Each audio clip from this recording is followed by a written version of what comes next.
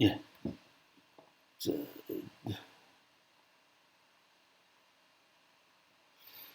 자, 일단은 이제 자 이번 시간은 이제 갈등과 불신 해소라서 남북한 갈등 해소 전에 제가 이제 잠깐 이제 이게 이제 일본어로 이게 이제 일휴 이제 히토야 하스미라는 겁니다. 잠깐 일본어로 잠깐 이제 잠깐 쉰다라는 그런 뜻으로 일단 적어놨습니다.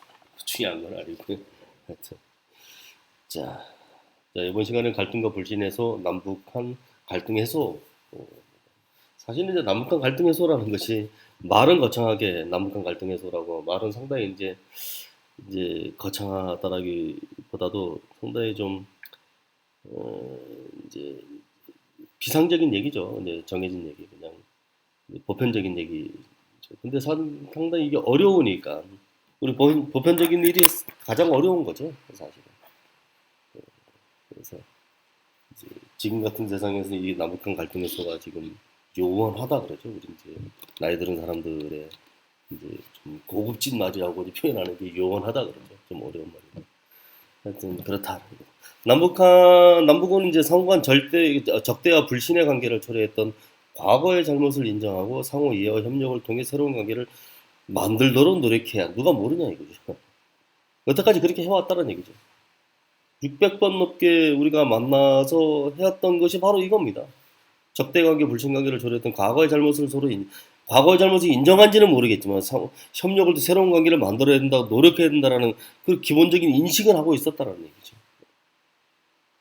자, 이거에 대해서 이제 우리가 좀 이제 하나의 이제 이론, 이제 하나의 이제 그 논의 주제가 이제 회복적 정의라는 겁니다.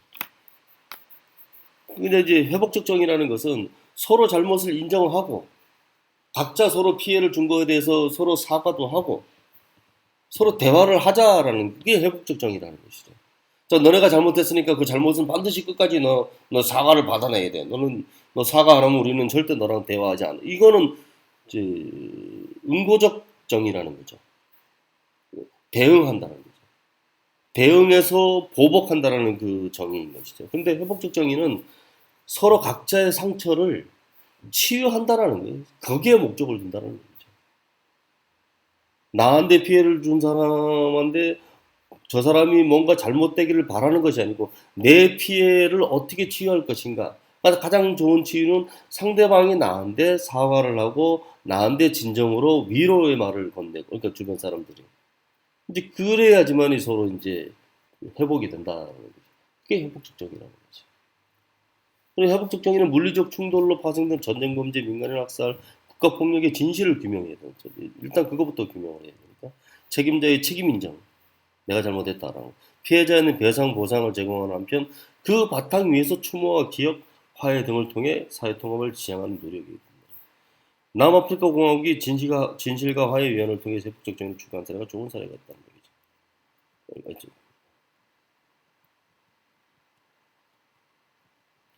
자, 이게 이제 최근에 이제 그 일본에서도 회복적 정의 얘기를 지금 합니다. 일본은 이제 형사 사건에 대해서 피해자고 가해자가 있다는 얘기죠. 폭력 사건도 마찬가지로 피해자가 가해자가 있다는 얘기죠. 거기서 이제 피해자고 가해자를 서로 이제 만나게 하는 거죠. 서로 대화도 하고 미안했다. 미국에서도 이런 판사가 실제로 피해자하고 이제 가해자하고 피해자하고 서로 대화하게 해서 자 가해자가 진정으로 사과를 하게 하라라고 하는 그런 이제 그 판결도 상당히 많이 있습니다. 미국에서. 근데 이제 우리나라도 그런 게 이제 우리나라도 이제 서로 이제 악수하게 하라 뭐 이런 것도 좀 이제 판사의 재량에 따라 그렇게 하는 것도 있긴 있지만은 그렇게 활성화되지는 않습니다. 근데 일본이 27년 2007년부터 본격적으로 뭐 시작했다라고 얘기를 하긴 하더라고요. 근데 이제 사실은 좀 일본이 그렇게 시작했다라는 얘기를 듣고 이제 야 참 그러면 너네는 그 우리한테 진정으로 사과했냐라는 그런 이제 생각도 들기도 들죠, 사실은. 그게 왜 그러냐면 우리는 상처를 입었고 우리는 피해를 받았죠, 일제 36년 동안. 근데 그들은 아직까지도 피해자인 우리를 이해한 적은 한 번도 없다라는 얘기죠. 그냥 피상적으로 그건 미안해라고 그 정도밖에 안 했다는 얘기죠. 그러면서 얘네들은 회복적 정의를 얘기하는 거 보면은 좀 약간 좀 어불성설이고 좀 모순이기도 하지만은 회복적 정의의 그 기본 취지는 상당히 그 우리 사회 발전을 위해서 상당히 필요한 것이다라고 저는 그렇게 지금 생각합니다.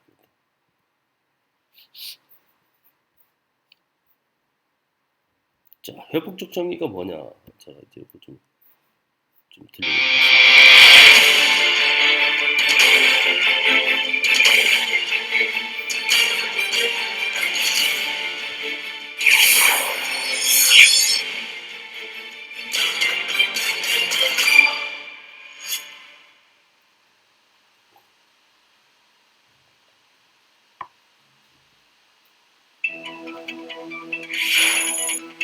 일본의 보호관찰소에는 피해자의 억울한 사연이나 고충을 청취해 보호관찰 중인 가해자에게 전달하는 피해자 심정 전달 제도가 있다. それではあなたの被害者から心情をあなたに伝達したいという要望がありましたので、私の方から読み上げたいと思います。 그것은 피하고 싶어도 피할 수 없는 일이다. とても許せない行為をしたこと、それに伴って一切の謝罪や償いということを全く私たちの方に行っていないということは、私たちは毎日怒りを感じ、とても辛い。 사법의 처벌을 받고 복역을 마친 후라도 예외는 없다. 보호관찰 중이라면 누구나 피해자가 원한다면 몇 번이고 그들의 이야기를 들어야만 한다. 그것이 새로운 법이다.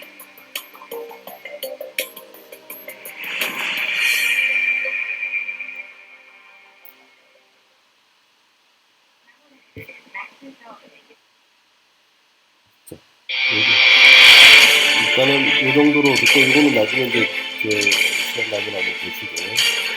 자, 이제 남아프리카의 이제 진실화해 이거 회복적 정의 하나의 사례로서 남아프리카 공화국의 진실과 화해위원회라는 것이 있다. 근데 그게 남아프리카 공화국은 아프리카에 있으면서 이제 백인 분들이 이제 많고 그다음 흑인 분들도 상당히 많아요. 흑인 분들이 대다수를 차지하는데 실제로 그 남아프리카 공화국을 이끄는 주류 세력, 주도 세력은 백인인 거죠. 그리고 그 백인이 흑인들을 이제 인종차별하고 탄압을 하는 그런 사건이죠. 아파르트 헤이트 거죠. 근데 인종차별 정책을 하는 거죠. 남아공은 거의 악명 높은 인종차별 정책으로 인해 발생한 인권유린과 국가폭력을 청산하기 위해 1995년 12월 진실과 화해위원회를 설립했다. 위원회는 1998년 7월까지 약 3년 동안 활동하며 과거 인종차별의 고통을 규명하고 성찰했고, 그다음에 흑백 인종 간 사과와 용서를 통해 사회통합을 추진했다. 위원회 활동 기간 중 약 2만 1,000명의 피해자들에 대한 증언을 청취하고 7천여 건에 대한 사면을 신청하여 사회통합을 실시하였다.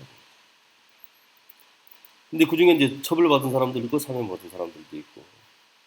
근데 이제 이렇게 이제 회복적 정의를 지향하는 성공 모델로 평가가 된다라고. 근데 사실은 이제 현재 남아프리카 공화국은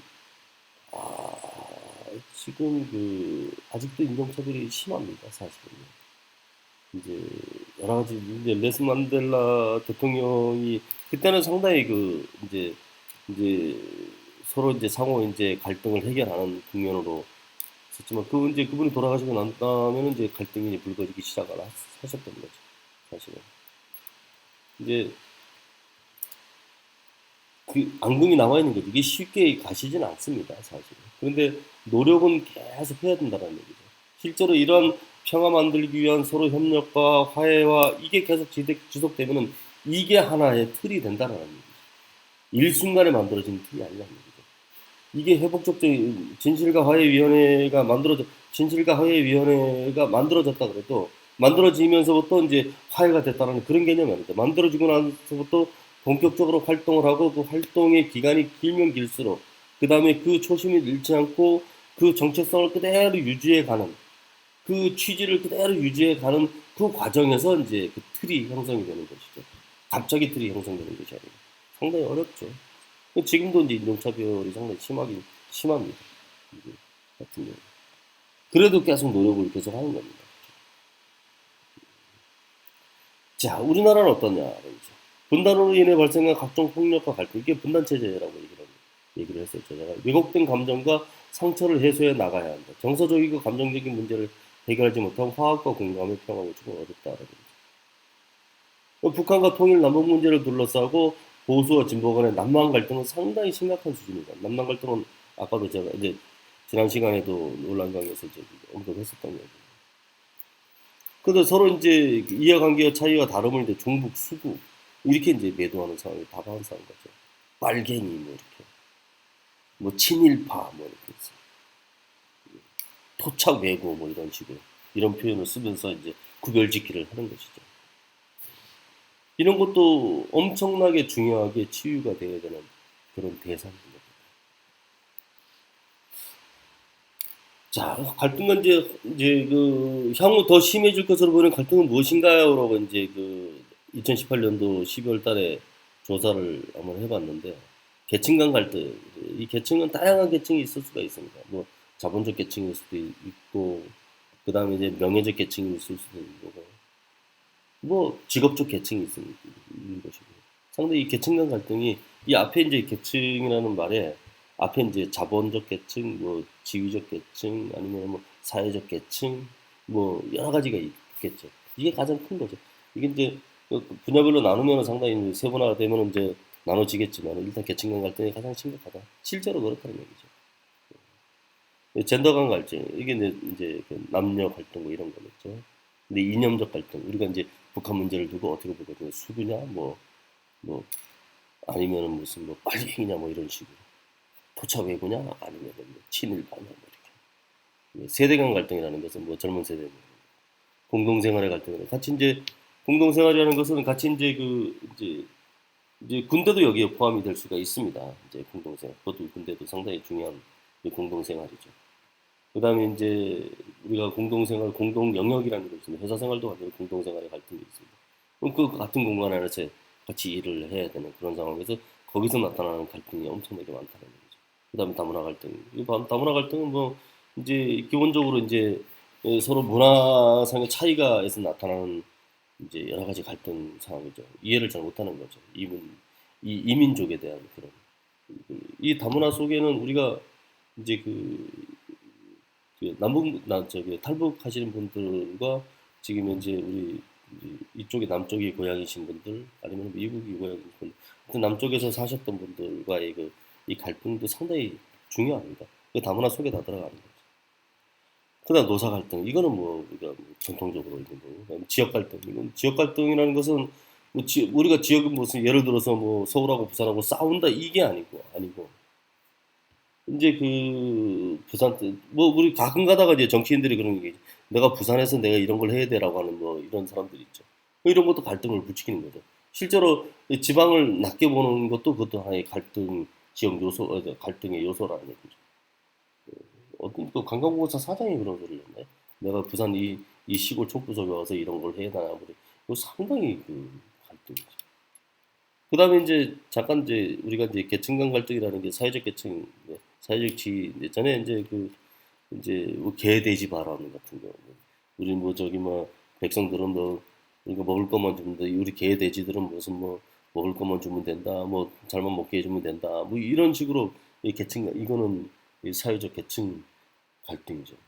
결국은 그 사람이 이제 파면되긴 됐지만 그런 갈등들이 이제 나타나는 거 이게 더 심해질 것이다라고.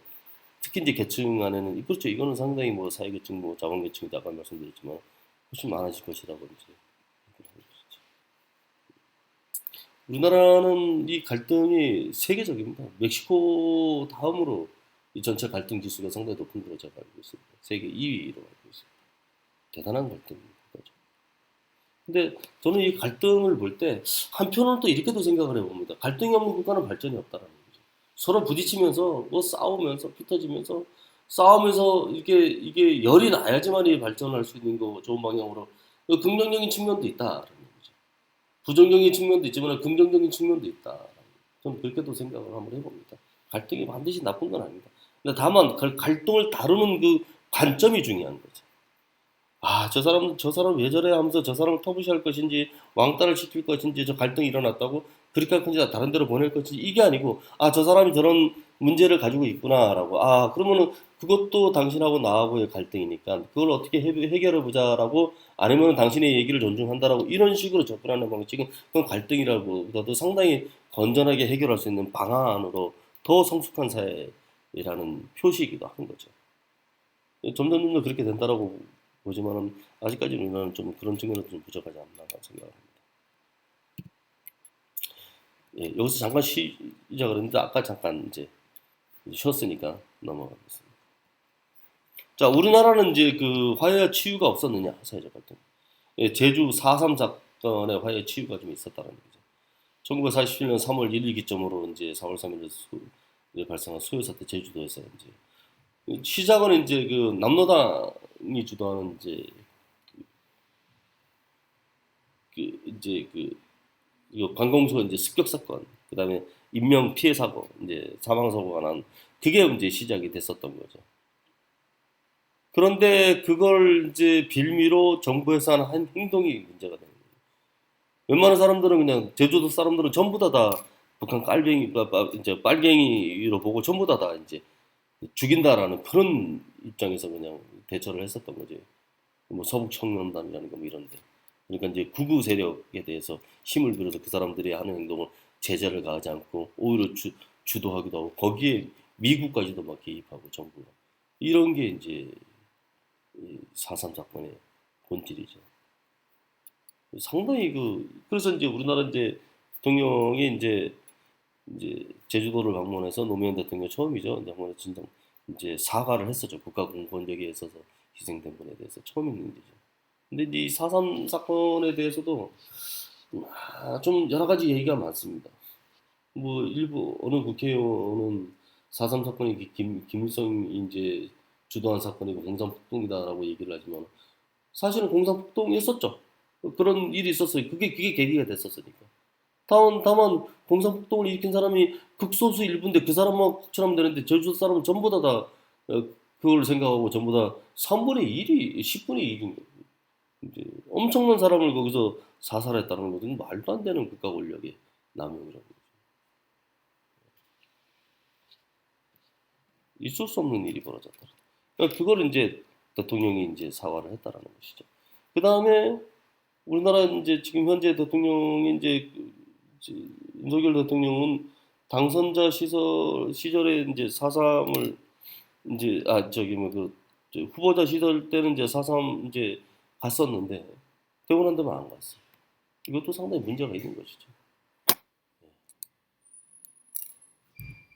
물론 그 사람의 자유입니다.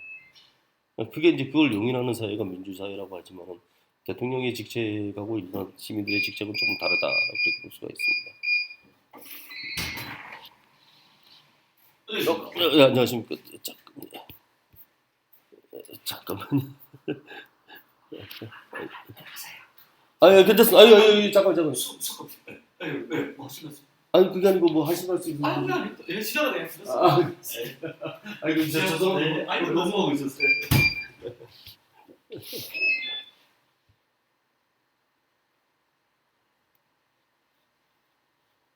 아이고, 죄송합니다. 이게 지금 갑자기 이제 녹음하는 데 들어와서 양해를 부탁합니다. 지금 이제 돌아와서 잠깐 이제, 그래서 이게 이제 학교 건물인데, 이제 제가 이제 연구실에서 이제 녹음을 하는데, 이제 좀 이해를 좀 바랍니다. 그래서 이제 이 4.3 사건을 상징하는 수많은 사진들 중에 이제 그 중에 하나를 제가 이제 좀 선택을 했는데, 여기 보면은 이제 상당히 상징적인 이제 사진이죠. 이제 앞에 이제 그 피해자들이 이제 선량한 시민들인 거죠. 선량한 시민들. 자기 남편이고 자기 자식이고 뭐 이런 사람들이 이제 죽은 그 시체 앞에서 울고 있는데, 뒤에 이제 미군으로 보이는 거죠. 미군으로 보이는 사람이 이걸 지키고 앉아서 이제 지키고 있는 것인지 아니면은 그냥 뭐 통제를 하고 있는 것인지는 잘 모르겠지만, 상당히 상징적인 사건이죠. 이제 미군이 개입했다라는 이제 중요한 증거도 될 수도 있다는 거죠. 자, 성숙한 민주주의 실현은 폭력이 아닌 대화와 타협에 의한 갈등 해결의 원칙을 견지하는 데서 출발해야 합니다. 근데 이제 그렇죠. 대화 타협 반드시 타협이 있어야 되는 건 아닙니다. 민주주의 이것도 지금 이제 한반도 평화 이해 이제 라는 책이지만은 여기 있는 책들이 전부 다 이제 맞는 것은 아닙니다. 제가 볼 때는 맞다라는 표현이 하지만 반드시 이제 이게 받아들여야 되는 이제 진리는 아닌 거죠. 여기서 보면 이제 성숙한 민주주의는 폭력이 아닌 대화, 타협에 의한 갈등 해결의 원칙을 견지하는 데 출발. 민주주의는 이런 것이 아닙니다. 제가 생각할 때는 뭘 반드시 해결해야 된다는 것은 아닙니다. 갈등은 갈등대로 그대로 인정을 하는 것이 그게 민주주의입니다. 그러면 뭐 상황에서 그럼 어떻게 해결해요? 그럼 끝까지 노력을 해야죠.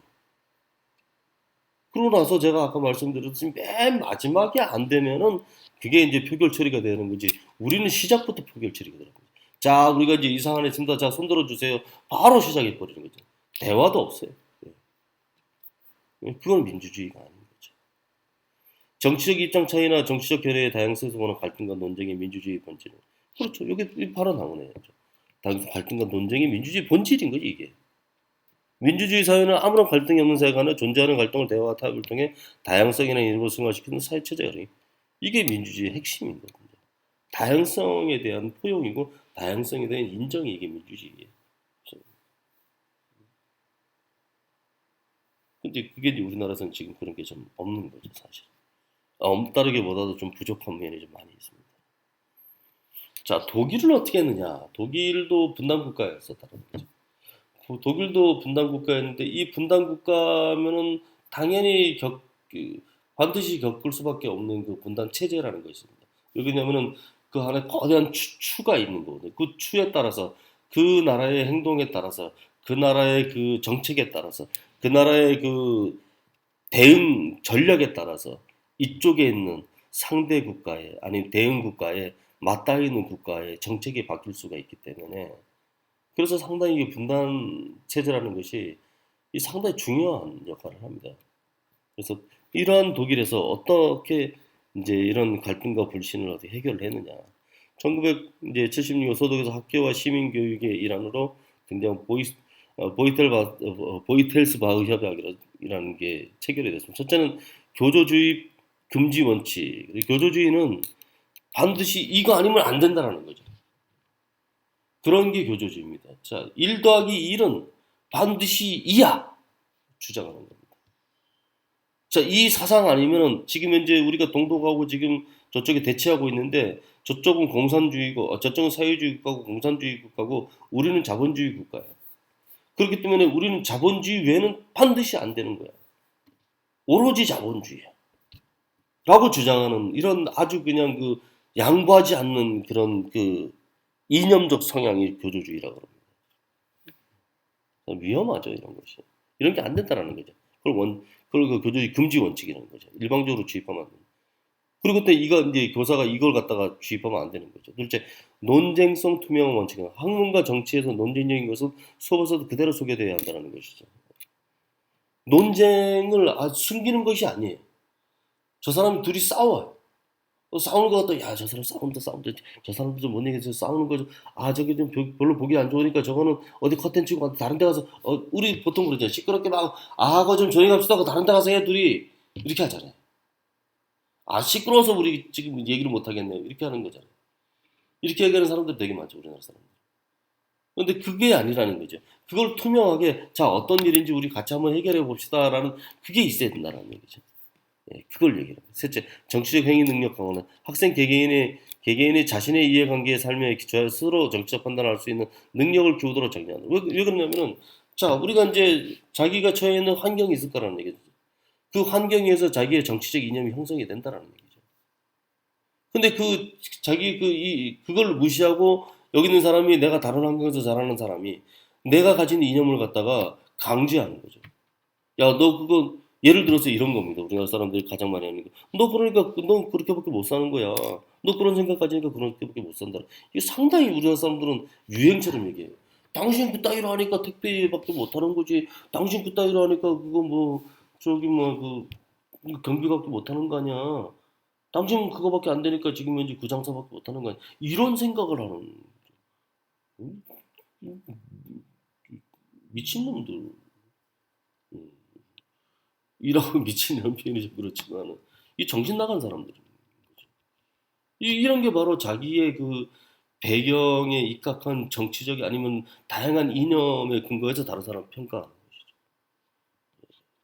못 배운 것들은 말이 뭐 이렇게 얘기하는 사람들이 있어요. 아주 옛날에 이문열이라는 사람이 있었어. 상당히 유명한 그 저기 뭐 소설가죠. 우리나라에서 그렇죠. 근데 그 이문열을 비판한 사람이 있어요. 이문열의 글에 대해서. 근데 이문열이 그랬다라는 겁니다. 아래 것들하고 논쟁하지 않는다라는 얘기를 했다는 거죠. 이건 제가 이제 그 이현이라는 그 이제 그 강남의 무슨 학원의 강사에서 상당히 유명하신 분이라고 저는 얘기 들어서 그분이 이제 그 얘기를 하시더라고. 서울대 나오시면 그걸 비판하면서 하는 얘기인데 이문열이라는 사람. 그것도 자기의 그 배경을 이념화해서 그걸 다른 사람한테 투영시켜서 그 사람이 아이고 저런 것들 하고 이런 인식을 가지고 있는데 상당히 그거 안 되는 거죠. 이런 걸 없앴다라는 거죠. 독일에서.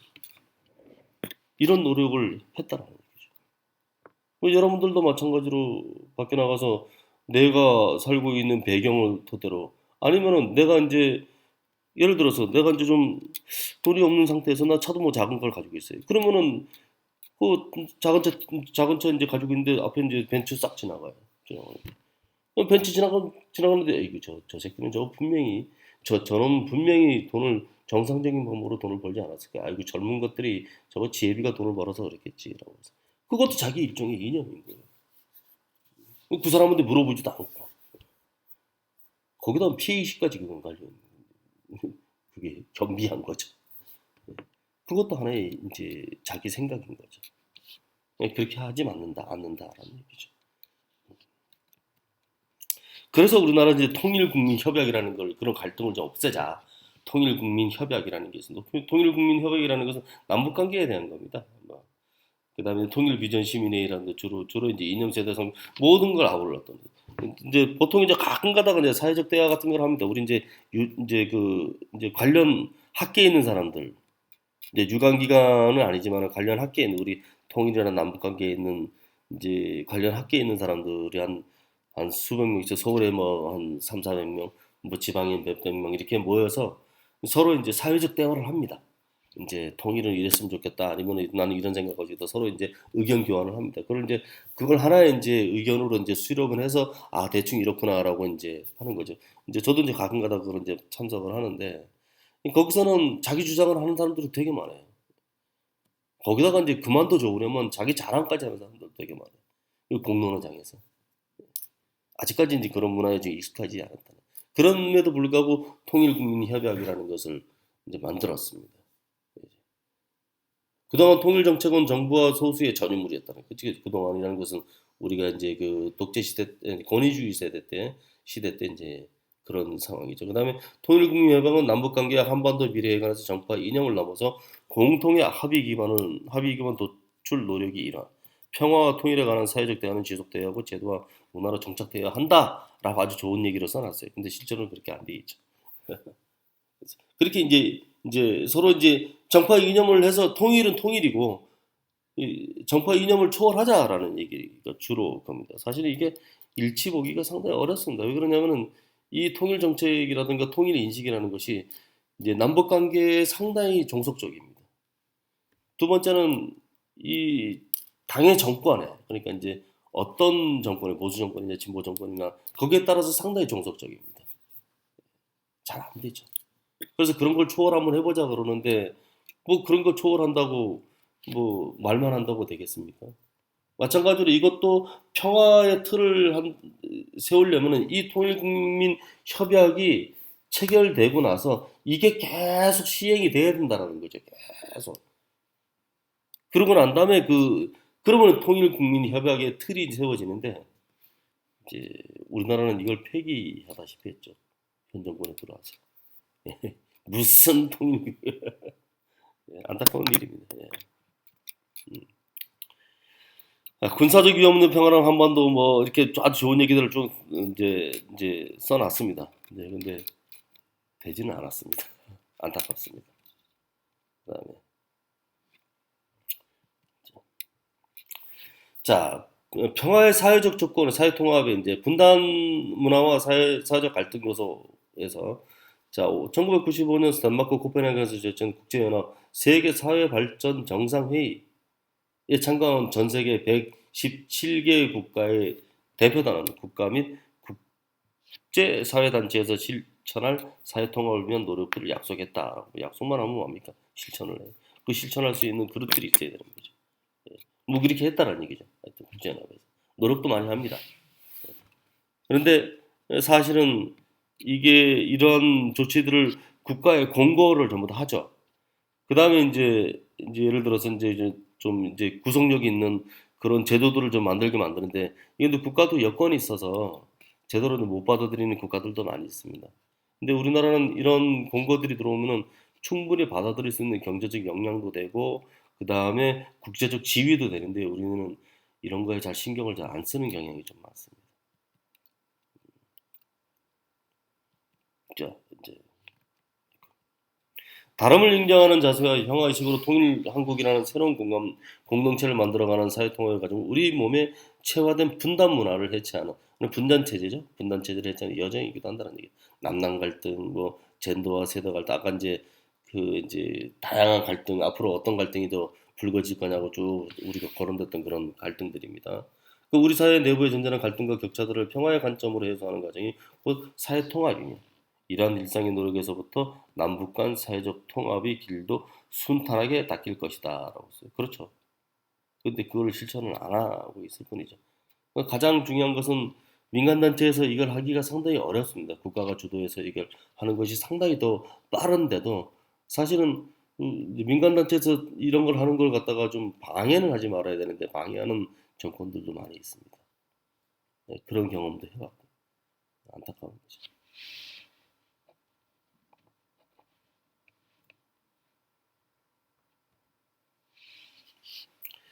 자,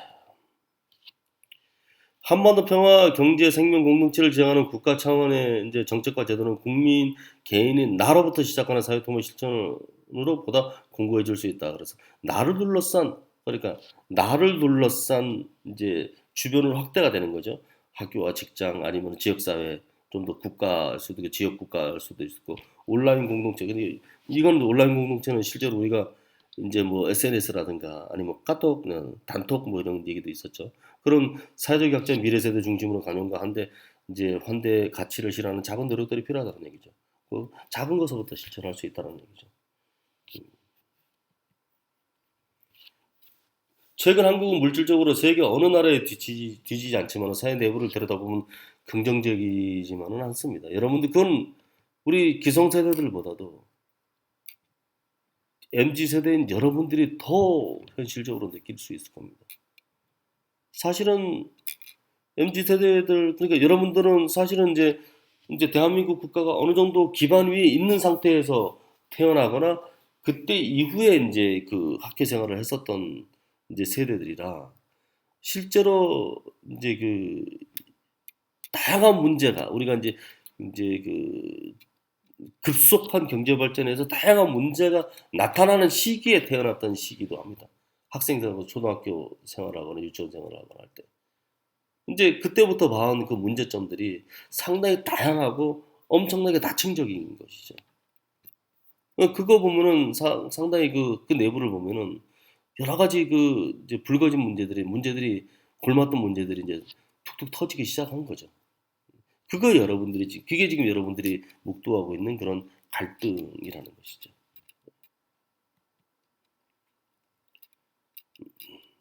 자, 이제 읽어보시고. 우리는 다양성과 법률 가치 혼란, 배제, 뭐 여러 가지 이제 있는데 남북 간 통합은 현존 하나의 체제로 사회로 합쳐지는 것이 아니라 분단을 겪고 새로운 국가를 만드는 과정이라고 이제 얘기를 했습니다. 우리가 남남 갈등을 겪으면서도 실제로 하나의 종속적인 그 남남 갈등에 남북 갈등이 있거든요. 우리는 남남 갈등은 남북 갈등의 종속적인 부분이 상당히 많이 있습니다. 실제로도 그렇고 북한의 행동에 따라 가지고 뭐 이제 우리의 정책이 아니면은 우리의 이제 그 사회 풍토가 바뀐다거나 상당히 많죠. 거기에 대한 얘기를 하는 거죠. 그래서 그거를 인정하고 좀 더 이제 어느 한 체제를 고집하는 것이 아니고 우리 교조주의라 그랬죠. 어느 한 체제를 고집하는 것이 아니고 좀 더 유연하게 다양한 체제를 받아들일 수 있는 그런 관용도 좀 있어야 된다라는 거죠. 이 지금 한 얘기는 제가 이제 경우에 따라서는 상당히 위험할 수도 있지만은 뭐 그럴 수밖에 없는 것이 우리가 한 체제만 고집해 가지고는 긴장감 고조될 수밖에 없다라는 경험적 이제 사례에서 제가 이제 터득한 거죠. 더군다나 저 같은 이제 북한에 대해서만 전문적으로 공부하는 사람들은 실제로 한 가지 체제만 고집하에서는 긴장 관계가 어떻게 전개가 된다는 것을 대충은 이해를 하기 때문에 오히려 그런 측면에서 본다 그러면은 다양한 체제에 대한 에, 인식과 배려와 공감이 필요하다라는 얘기죠.